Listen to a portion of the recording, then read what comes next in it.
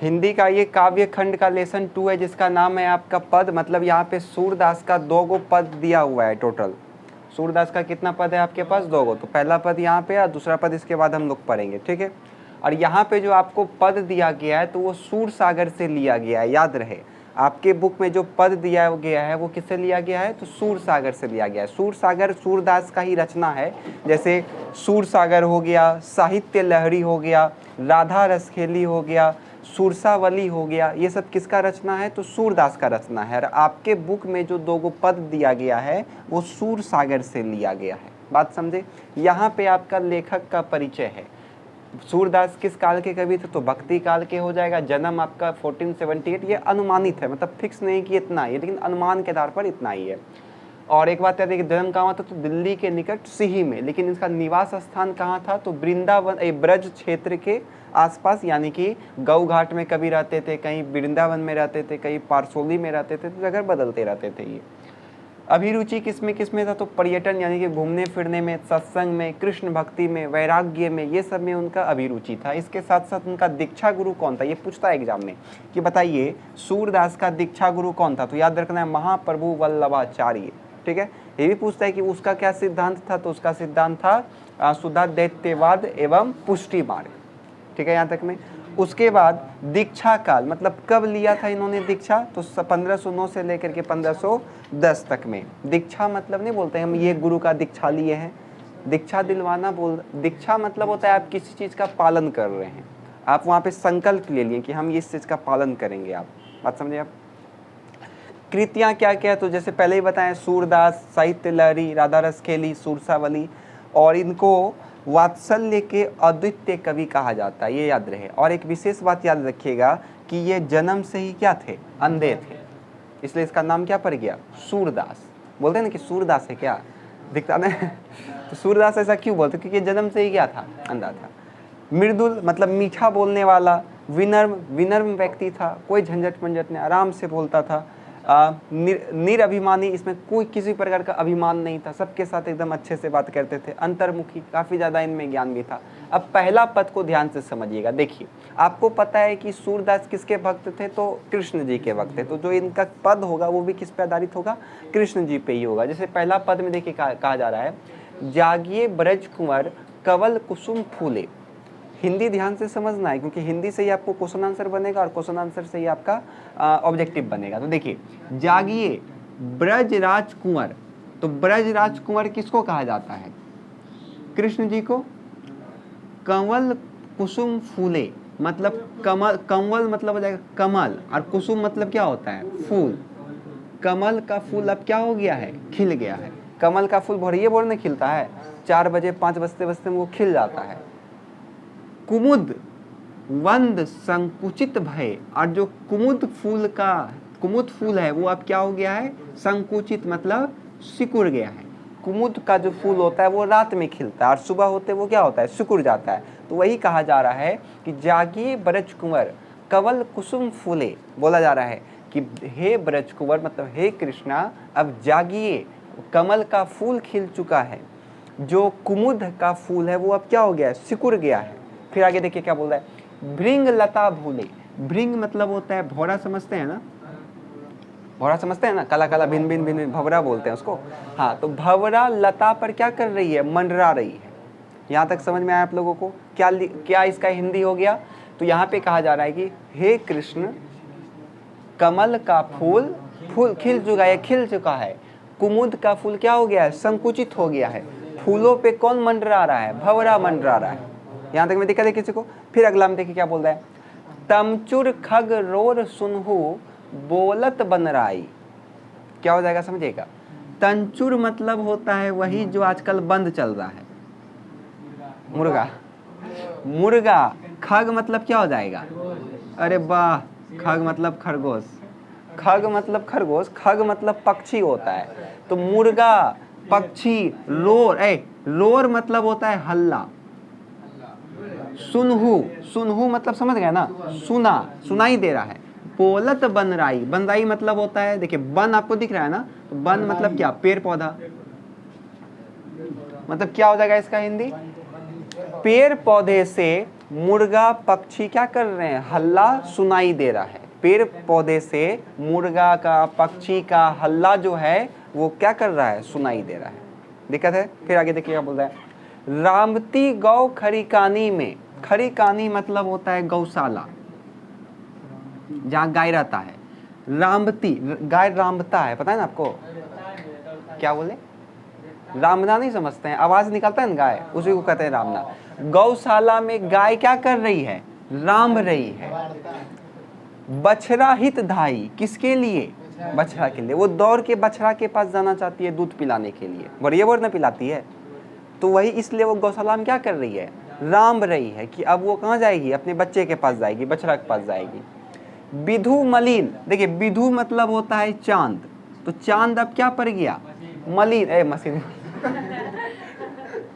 चांद अब क्या हो गया, मलिन हो गया। मलिन मतलब धीरे धीरे अब चांद डूब रहा है।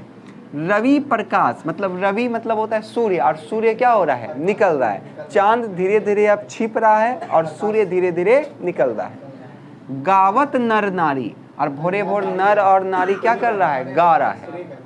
गा कर रहा है मतलब प्रे कर रहा है, प्रार्थना कर रहा है, सुबह सुबह वो लोग गा रहा है। सूर श्याम प्रात उठो, हे सूर श्याम, हे सूर श्याम मतलब हे कृष्णा, प्रातः हो गया है अब उठो। अंबुज कर धारी, कर मतलब होता है हाथ, धारी मतलब होता है धारण करना, और अंबुज मतलब क्या होता है, कमल। अंबुज कमल का ही एक पर्यायवाची है। तो बोला जा रहा है कि हे सूर श्याम, हे कमल धारी, अंबुज भी होता है, जलज भी होता है, पंकज भी होता है, सब उसी का होता है। हे कमलधारी, हे श्री श्याम कृष्ण, प्रातः यानी कि सुबह हो गया है, अब क्या करिए, उठिए, जागिए। आया समझ में। अब एक बार केवल आप इसका हिंदी समझ लीजिए, फिर आपको एक एक करके लिखना है, हल्ला नहीं। क्या आपको इसमें लिखना है, तो पहले पद में कहा जा रहा है कि हे श्री कृष्ण, कमल का फूल खिल चुका है, कुमुद का फूल सिकुड़ गया है, भौरा फूलों पर मंडरा रही है, मुर्गा पक्षी हो हल्ला पेड़ पौधे से कर रहे हैं जो सुनाई दे रहा है। इसके साथ गौशाला में गाय जो है वो राम रही है अपने बछड़े के पास जाने के लिए। चांद मलिन पड़ गया है, सूर्य का प्रकाश निकल रहा है, सारे नर और नारी क्या कर रहे हैं, गा रहे हैं। और हे सूर श्याम, हे कमलधारी श्री कृष्ण, अब सुबह हो गया है, अब उठिए। आया समझ में। दिक्कत यहाँ तक में किसी को, मलिन मतलब होता है फीका पड़ जाना। सुबह सुबह आप चांद देखिएगा मलिन पड़ जाता है, और रात में देखिएगा चमकने लगता है। चलिए लिखिए,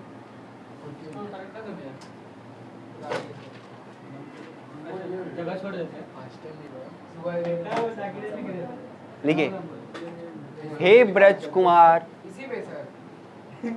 पहले आप इसको लिखे, उसके बाद आपको ये हिंदी लिखना पड़ेगा। अब इतना कितना है, 3 3 6 7, 7 लाइन लिख करके जगह छोड़िए, इसमें बाद में लिखते रहिएगा और इसका हिंदी लिखिए। हे ब्रज कुंवर श्री कृष्ण, हे ब्रज राज श्री कृष्ण, हे ब्रज राज श्री कृष्ण, हाँ, हे ब्रजराज श्री कृष्ण, कमल का फूल खिल चुका है, कमल का फूल खिल चुका है,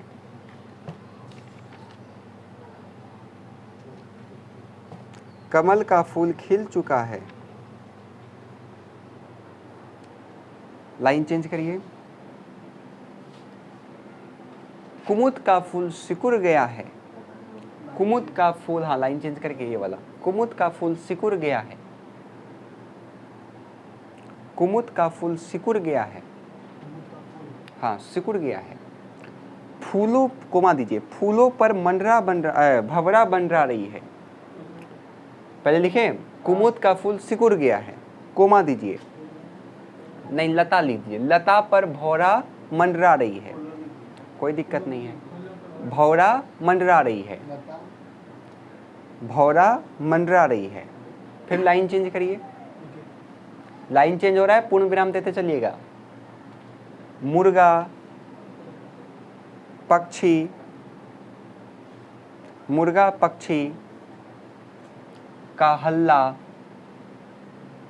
मुर्गा पक्षी का हल्ला, सुबह सुबह हल्ला करता है, चाहता है वो लोग, हल्ला पेड़ से सुनाई दे रहा है। हाँ पेड़ से सुनाई दे रहा है, मतलब पेड़ पे हल्ला कर रहा है, वो उसको सुनाई दे रहा है। अब गांव जाइएगा तो अभी भी आपको आवाज़ आएगा। हाँ, इतना जगाने के लिए वो उसको बोलता है। आप लोग भी अब भविष्य में बोलिएगा, खाली ब्रज कुंवर के जगह अपना नाम रख दीजिएगा। अगला लिखिए, अगला लाइन, गौशाला में गाय राम रही है। गौशाला में गाय रामती है अपने बछड़े को दूध पिलाने के लिए। गौशाला में गाय रामती है, कोमा, अपने बछड़े को दूध पिलाने के लिए। रामती है, अब कोमा दीजिए, अपने बछड़े को दूध पिलाने के लिए। अपने बछड़े को दूध पिलाने के लिए। Line change. चांद मलिन पड़ गया है। चांद, ऐसे लिखिए, चांद सूर्य के प्रकाश से मलिन पड़ गया है। चांद सूर्य के प्रकाश से मलिन पड़ गया है।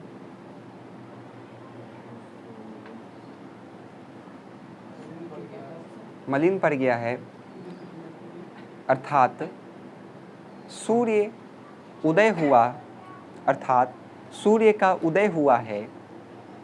अर्थात सूर्य का उदय हुआ है। सूर्य का उदय हुआ है। सभी नर और नारी गा रहे हैं। सभी नर और नारी गा रहे हैं। हाँ, नर नारी गा रहे हैं। पूर्ण विराम। लाइन चेंज करिए। हे सूर श्याम कमलधारी। हे सूर श्याम कमलधारी। हे सूर श्याम कमलधारी।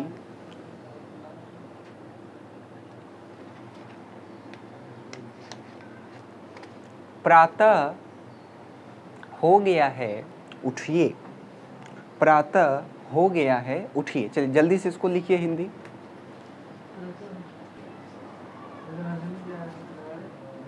दूसरे पद को ध्यान से समझिएगा। देखिए कहा जा रहा है दूसरा में कि जेवत श्याम नंद की कन्या, मतलब कि श्याम जो हैं वो नंद महाराज के, कन्या मतलब होता है गोद। तो नंद, श्याम जो है मतलब श्री कृष्ण जो है वो नंद के गोद में बैठकर जेवत मतलब भोजन कर रहे हैं।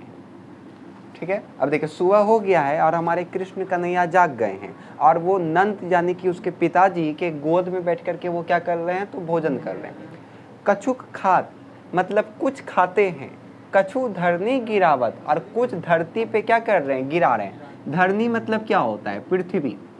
बात समझ में आए? बच्चा को आप देखिएगा खाते हुए तो मुट्ठी से उठाएगा, वो कुछ खाता है और कुछ क्या करता है, जमीन पे गिराता है। तो वही यहाँ पे कहा जा रहा है कि कुछ खाता है और कुछ जमीन पर गिराता है। छवि निरखती नंद रनिया, और नंद की जो रानी है वो उस छवि को क्या कर रही है, निखार रही है, देख रही है। कितना मनमोहक छवि है जब भगवान आपके घर में अवतरण लिए हैं और भगवान आपके घर में बैठ करके खाना खा रहे हैं। आप 56 भोग चढ़ाते हैं, एक ठो दाना भगवान नहीं चखते हैं, लेकिन यहाँ नंद के घर में स्वयं श्री नारायण जन्म लिए हैं और वो बाल रूप में वो क्या कर रहे हैं, उसको खा रहे हैं। फिर आगे देखिए क्या है, बड़ी, क्या क्या है खाना में, तो बड़ी है, बड़ा बेसन, बेसन का कुछ मिष्ठान है। बहु भतानी व्यंजन विविध अग्नियाँ, मतलब कि उनके थाली में बड़ी है, बड़ा बेसन है, बहुत भिन्न भिन्न प्रकार का व्यंजन है जो कि क्या है, अगिनत है, गिन नहीं सकते आप उतना भोजन उनके प्लेट में है। डारत खात लेत, खुद से वो डालते हैं, खुद से खाते हैं, खुद से वो लेते हैं, खुद से ही सब कर रहे हैं। अपने करत, वही बात है, खुद से कर रहा है। रुचि मानत दधी दोनिया, लेकिन जो उनका रुचि है वो किस में है, तो दूध दही में है। दही मतलब मक्खन, समझ रहे हैं ना, तो दही से ही ना मक्खन बनता है, लेकिन उसका रुचि किस में है, तो दही का पात्र में है, जो दही का दाना रखा हुआ है उसमें उसका रुचि है कृष्ण जी का। मिश्री दही माखन मिश्रित करी, अब देखिए हिंदी आप लोग कर लीजिएगा। मिश्री दही माखन मिश्रित करी मतलब तीनों को क्या करता है, वो मिलाता है। मखू नावत छवि धनिया, और मुख को वो क्या कर रहे हैं, खा रहे हैं। और जो भी इस छवि को देख रहा है वो क्या हो जा रहा है, धन्य हो जा रहा है। स्वयं भगवान आपके सामने मिश्री, दूध, दही, मक्खन सबको मिला करके खा रहा है मुट्ठी से, और जो भी इस छवि को देख रहा है वो क्या है? धन्य है। मतलब नंद और उनकी रानी क्या है? धन्य है। आपुन खात, आपुन खात का क्या होता है बताइए? आपुन खात का अपना भी खाता है, आपुन खात मतलब स्वयं भी खाते हैं, नंद मुख नावत और अपने पिता यानी कि नंद के मुख को भी वो खिलाते हैं। 100 छवि कहत न बनिया, और इस छवि का कोई भी वर्णन नहीं कर सकता। ये इतना सुंदर छवि है कि खुद भी को खाते हैं और वो अपने पिता नंद को भी खिलाते हैं, इसका वर्णन कोई नहीं कर सकता है। जो रस नंद जसोदा बिलसत, जो रस नंद और जसोदा को सौभाग्य प्राप्त हुआ है श्री कृष्ण जी को बचपन देखने का, 100 ना ही तीनों भुवनिया, और सा तीनों लोक में किसी के पास नहीं है। बात समझे? भोजन करी नंद अचमन लीन हो, अचमन मतलब होता है पोंछना, मुंह को इस प्रकार से पोंछते हैं ना, तो उसको बोलते हैं अचमन करवाना। भोजन करने के बाद नंद यानी कि उनके पिता उसको क्या करवाते हैं? अचमन करवाते हैं, मुंह पोंछते हैं, जूठा पोंछते हैं उनका। मांगत सूर जुठनिया, और जो सूरदास हैं वो उसी जूठा को क्या कर रहे हैं? मांग रहे हैं। किसके रूप में? तो प्रसाद के रूप में। भगवान का जूठा को कौन मांग रहा है? सूरदास मांग रहा है। जब लास्ट में नंद जी उसका मुंह को इस प्रकार से पोंछता है और जो भी जूठा खाना बचता है तो वो मांग कौन रहा है? तो सूरदास मांग रहा है, बोल रहा है वो जूठा खाना हमको दे दीजिए। इससे वो क्या दिखा रहा है? भक्ति भावना को दिखा रहा है सूरदास का। आया समझ में? केवल हिंदी समझिए। क्या लिखिएगा इसमें? श्री कृष्ण नंद के गोद में बैठकर भोजन कर रहे हैं, कुछ खाते हैं तो कुछ धरती पर गिराते हैं, और ये छवि देख करके नंद रानियाँ निखार रही है उनको। फिर इसमें लिखिएगा कि बड़ी, बड़ा बेसन, बहुत प्रकार के विभिन्न व्यंजन हैं जो अनगिनत हैं, कुछ डालते हैं, खाते हैं, लेते हैं, स्वयं सब कुछ करते हैं, लेकिन उनका रुचि है वो किसमें है? दही, मिश्री, दही, मक्खन को मिश्रित करके वो खाते हैं। और जिन्होंने भी इस छवि को देखा है वो क्या है? धन्य। अपने भी खाते हैं, नंद जी को भी खिलाते हैं, और इस छवि का कोई भी वर्णन नहीं कर सकता है। जो रस नंद यशोदा को प्राप्त हुआ है वो रस दुनिया के तीनों लोक में किसी को नहीं प्राप्त हुआ है। भोजन करने के बाद नंद जी उसका क्या करवाते हैं? अचमन करवाते हैं, जूठा मुंह को पोंछते हैं, और सूरदास उसी जूठा को क्या कर रहे हैं? मांग रहे हैं। आया समझ में? खत्म हो गया। ये लिखिए फटाफट। श्री कृष्ण नंद के गोद में बैठकर भोजन करते हैं। श्री कृष्ण नंद के गोद में बैठकर भोजन करते हैं। हाँ, श्री कृष्ण नंद के गोद में बैठकर भोजन करते हैं। Line change. कुछ खाते हैं, कुछ धरती पर गिराते हैं, कुछ खाते हैं, कुछ धरती पर गिराते हैं, कुछ खाते हैं, कुछ धरती पर गिराते हैं।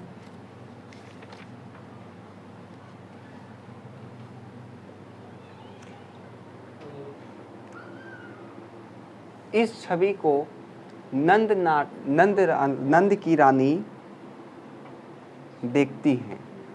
इस छवि को नंद की रानी देखती है। इस छवि को नंद की रानी निहारती है या देखती है? Line change. बड़ी, बड़ी, बड़ा बेसन, बड़ी, बड़ा बेसन, बहुत भांति भांति के व्यंजन, बहुत भांति भांति के व्यंजन, भांति भांति के व्यंजन अगिनत हैं। भांति भांति के व्यंजन अगिनत हैं। Line change. स्वयं से डालते हैं, खाते हैं, स्वयं से डालते हैं, खाते हैं और लेते हैं, और लेते हैं। लेकिन उनका रुचि दूध में ज़्यादा है, दही में ज़्यादा है।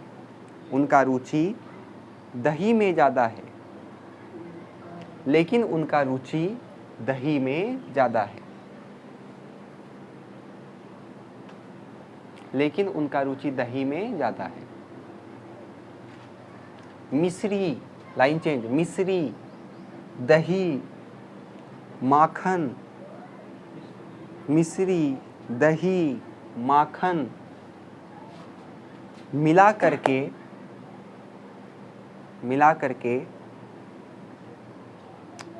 खाते हैं। मिश्री, दही, माखन मिला करके खाते हैं। इस छवि को जो भी देखा वो धन्य है। इस छवि को जो भी देखा वो धन्य है।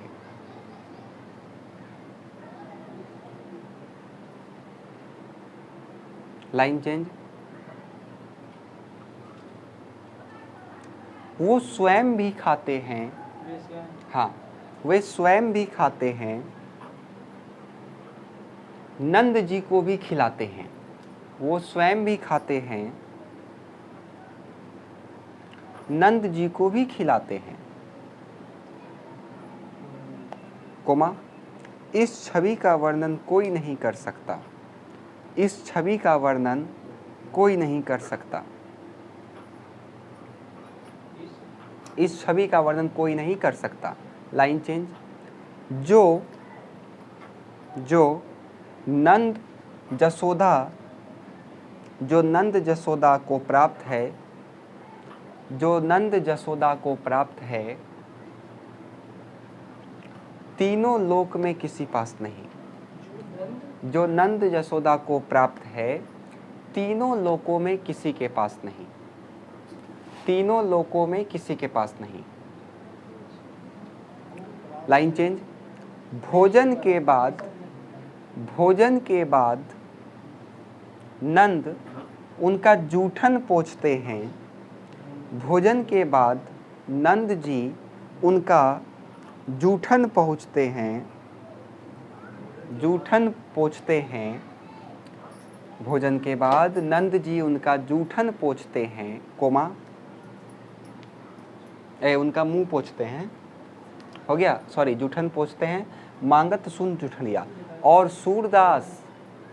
सूरदास उसी जूठन को प्रसाद के रूप में मांगते हैं। और सूरदास उसी जूठन को प्रसाद के रूप में मांगते हैं। इसका कल क्वेश्चन आंसर हो जाएगा आपका, इसको पढ़ लीजिएगा घर में जाकर के।